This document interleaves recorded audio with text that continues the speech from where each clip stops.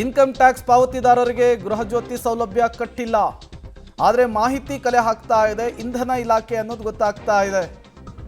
ಆದರೆ ಗೃಹಲಕ್ಷ್ಮಿಯಲ್ಲಿ IT ಪಾವತಿದಾರರಿಗೆ ಸೌಲಭ್ಯ ಕಟ್ಟಂತ ಹೇಳಿ ಸರ್ಕಾರ ಹೇಳ್ತಾ ಇದೆ.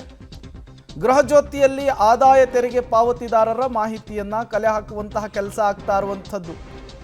ಯಾರ್ಯಾರು ಇನ್ಕಮ್ ಟ್ಯಾಕ್ಸ್ ಅನ್ನ ಪೇ ಮಾಡ್ತಾ ಇದ್ದಾರೋ ಅವರು ಕೂಡ ಉಚಿತ 200 ಯೂನಿಟ್ ಅನ್ನು ಪಡಿಬಹುದಂತೆ.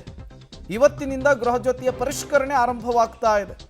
ಮನೆ ಮನೆಗೆ ಭೇಟಿ ಕೊಟ್ಟು ಗೃಹಜ್ಯೋತಿಯ ಪರಿಷ್ಕರಣೆ ಮಾಡುವುದಕ್ಕೆ ಸಿಬ್ಬಂದಿಗಳು ಮುಂದಾಗ್ತಾ ಇದ್ದಾರೆ. ಗೃಹಜ್ಯೋತಿಯ ಅರ್ಜಿಯಲ್ಲಿ ಉದ್ಯೋಗದ ಮಾಹಿತಿ ಕಡ್ಡಾಯ ಸರ್ಕಾರ ಹೇಳ್ತಾ ಇದೆ.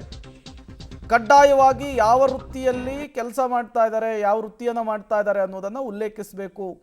ಜೊತೆಗೆ ಇನ್ಕಮ್ ಟ್ಯಾಕ್ಸ್ ಅನ್ನು ಪಡಿತಾ ಇದ್ದೀರಾ, ಕಟ್ತಾ ಇದ್ದೀರಾ, GST ಪೇ ಮಾಡ್ತಾ ಇದ್ದೀರಾ, ಆ ವಿಚಾರವನ್ನು ಕೂಡ ಉಲ್ಲೇಖಿಸಬೇಕು. ಡೀಟೇಲ್ಸ್ ಕೊಡೋದಕ್ಕೆ ಲೋಕೇಶ್ ನೇರ ಸಂಪರ್ಕದಲ್ಲಿ ಜಾಯಿನ್ ಆಗಿದ್ದಾರೆ. ಲೋಕೇಶ್, ಈ ಇನ್ಕಮ್ ಟ್ಯಾಕ್ಸ್ ಕಟ್ಟೋರಿಗೆ ಉಚಿತ ವಿದ್ಯುತ್ ಇದೆ ಅಂಥೇಳಿ ಸರ್ಕಾರ ಹೇಳ್ತಾ ಇದೆ. ಹಂಗಿದ್ರೂ ಕೂಡ ಟ್ಯಾಕ್ಸ್ ವಿಚಾರವನ್ನು ಯಾಕೆ ತೆಗೆದುಕೊಳ್ತಾ ಇದೆ ಅಂಥೇಳಿ. ಮತ್ತೊಂದು ಕಡೆ ಗೃಹಲಕ್ಷ್ಮಿಯಲ್ಲಿ ಇನ್ಕಮ್ ಟ್ಯಾಕ್ಸ್ ಕಟ್ಟಿದರೆ ಫಲಾನುಭವಿಗಳಾಗೋದಕ್ಕೆ ಅವಕಾಶ ಇಲ್ಲ, ಇಲ್ಲ ಅವಕಾಶ ಇದೆ. ಯಾಕೆ ಈ ದ್ವಂದ್ವ ಮತ್ತು ಯಾಕೆ ಈ ಗೊಂದಲ ಅಂಥೇಳಿ?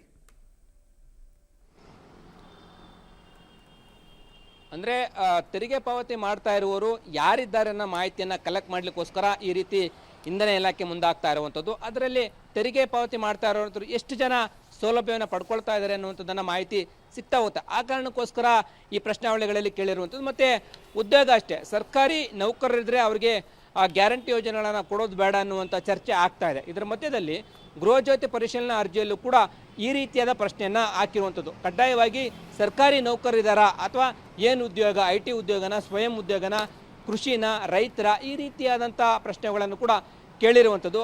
ಆ IT ಪಾವತಿದಾರರು ಎಷ್ಟು ಜನ ಇದ್ದಾರೆ ಅಂತ ಗೊತ್ತಾದರೆ ಅದಕ್ಕೆ ತಕ್ಕಂತೆ ನಿರ್ಣಯವನ್ನು ಏನಾದರೂ ಇಂಧನ ಇಲಾಖೆ ಮಾಡುತ್ತೆ ಅನ್ನುವಂಥ ಪ್ರಶ್ನೆ ಮೂಡ್ತಾ ಹೋಗುತ್ತೆ. ಸದ್ಯಕ್ಕೆ ಇಷ್ಟು ಪ್ರಶ್ನೆಗಳಿಗೆ ಉತ್ತರವನ್ನು ಫಲಾನುಭವಿಗಳು ಕೊಡಲೇಬೇಕಾಗುತ್ತೆ. Prem, okay, thank you Lokesh ತಮ್ಮೆಲ್ಲ ಮಾಹಿತಿಗಾಗಿ.